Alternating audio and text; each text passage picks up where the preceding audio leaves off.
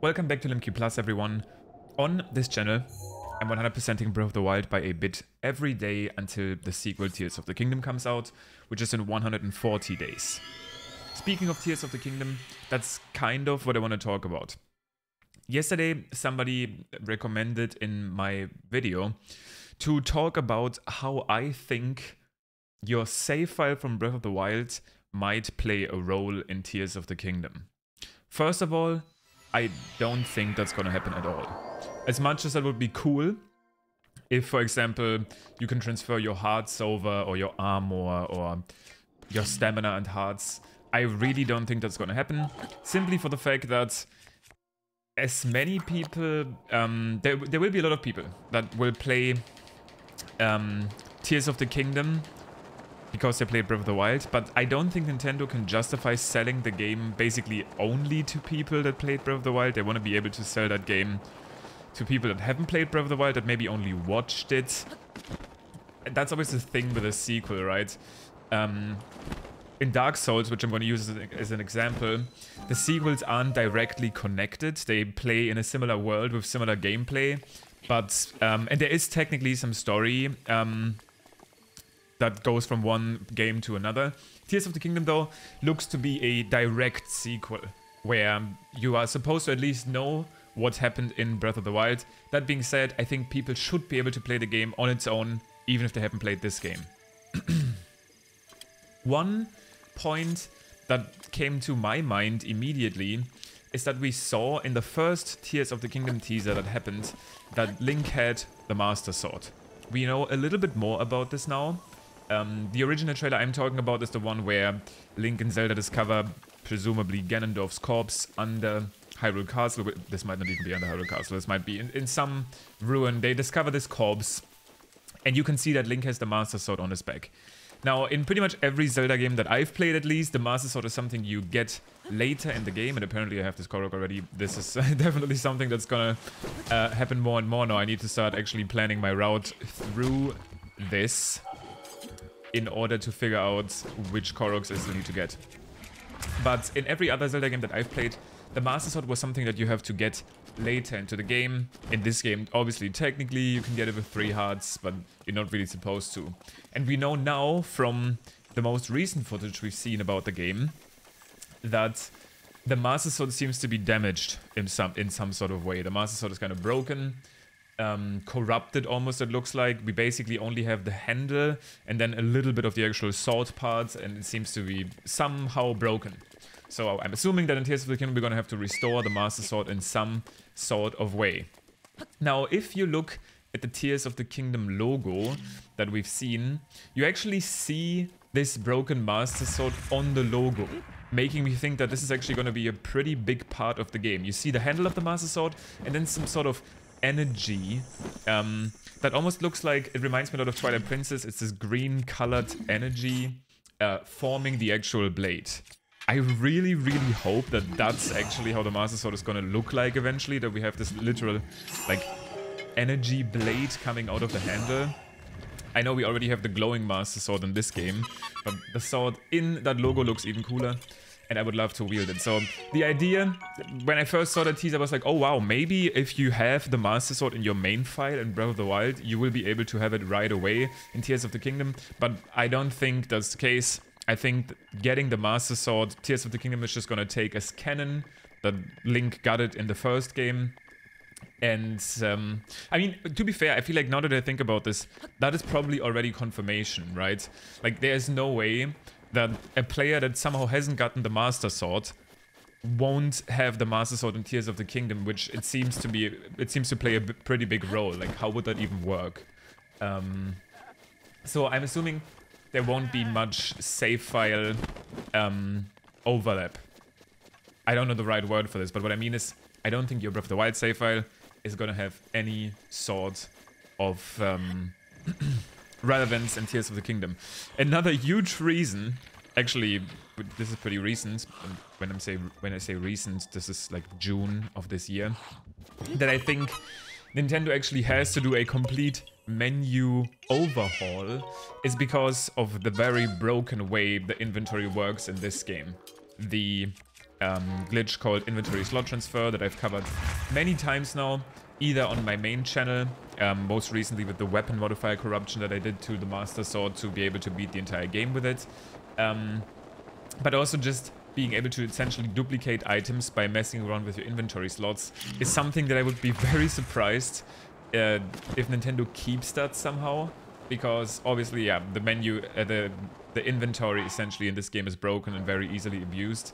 So it might not even be compatible. Like, your inventory from this game might not be compatible. And even though this is not the most exciting news, I basically think there won't be any overlap between Tears of the Kingdom save file and the Breath of the Wild save file. But that being said, I just wanted to quickly explain that I don't think there will be much overlap.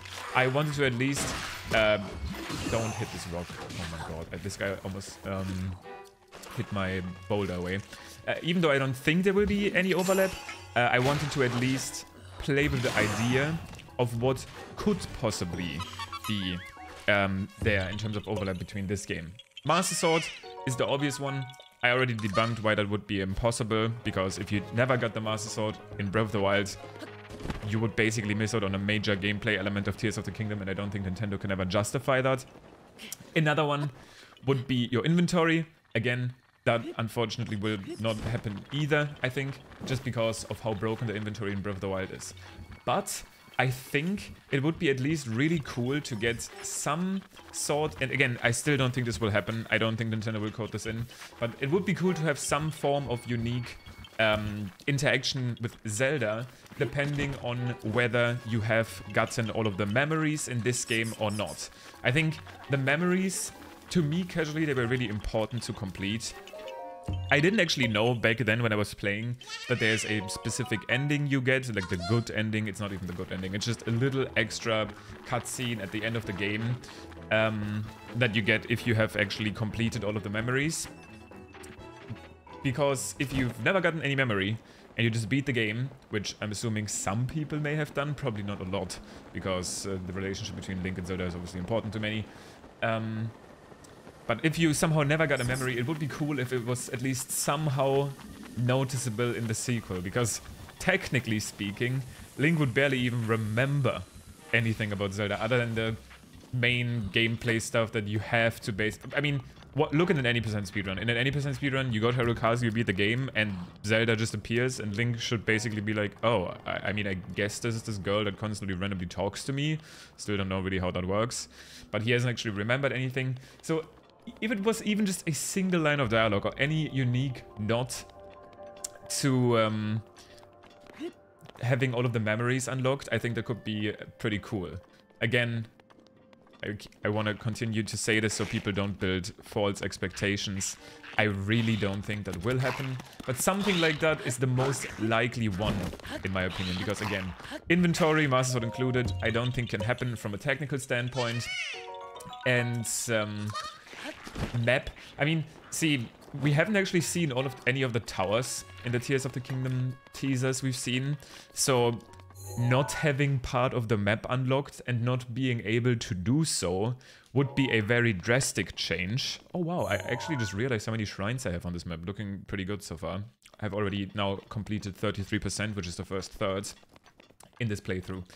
But that would be very drastic, right? Somehow, if you haven't unlocked the entire map in Breath of the Wild, you're just missing the map in Tears of the Kingdom and you can't get it because the towers are not there. That's a change that just isn't justifiable. So as cool as that idea is, I couldn't really come up with anything that's reasonable for Nintendo to do, other than maybe some small unique piece of dialogue. Something like that. There could be even just a little bit of a reward. I think that is actually the most likely one of everything. That if you have save data for Breath of the Wild, you get unique armor or a unique weapon. Similar to how some of the unique armors were locked in the amiibos in this game. I talked about amiibos and my problem with them in a previous video on this channel. That maybe if you have save data for Breath of the Wild, it can read the save data, and depending on what you've done in the game, you get some unique reward. I think that is the most likely way that your save file from Breath of the Wild can be rewarded in Tears of the Kingdom. But anything that's actually game-changing, I highly doubt will happen, and I explained why And it is sad because obviously for people super dedicated to the game that would be cool, but I personally would be very happy if there was anything at all, even if it was a unique outfit that, let's say, okay, this would actually be the ultimate troll. You know how in this game, getting 900 Korok seeds gives you like the most underwhelming reward of all time, a literal golden piece of shit. But what if, like this is just me coping, what if you can, if you have that golden piece of poop in your inventory in this game, Tears of the Kingdom is actually gonna reward you appropriately with like a super broken weapon or something like this. That would be super nice. Again, highly doubt that will happen, but I guess out of everything I've mentioned today, that would be my favorite reward. Let's see if anything is gonna happen at all. I guess now that I clicked A here, I'm gonna eventually get all of the memories on this file too. It just feels right, like I said. But yeah, I just wanted to briefly talk about this. I have 3 topics already written down that I want to talk about in my next videos, which is why this video was kind of random and I just kind of did whatever the YouTube comments suggested. Because like I said, tomorrow I'll have to record 3 of these videos in a row to be able to upload every single day, even over the holidays. So I hope this video wasn't too random. I was kind of struggling to come up with stuff as I went, but I hope you excuse me recording a video every single day. You eventually run out of stuff to talk. And I already wrote down 3 topics for the next day, so please bear with me. Let me know though if you have any ideas how Breath of the Wild's save file could be relevant for Tears of the Kingdom. If you have any, I would appreciate it. Maybe it gives me some new perspective. But anyway, thank you for watching. And tomorrow it'll only be 139 days. We will have the next 10-day barrier broken. Hope you enjoy the holidays if you're not tuning in tomorrow, but I will be back. Thank you for watching. Bye.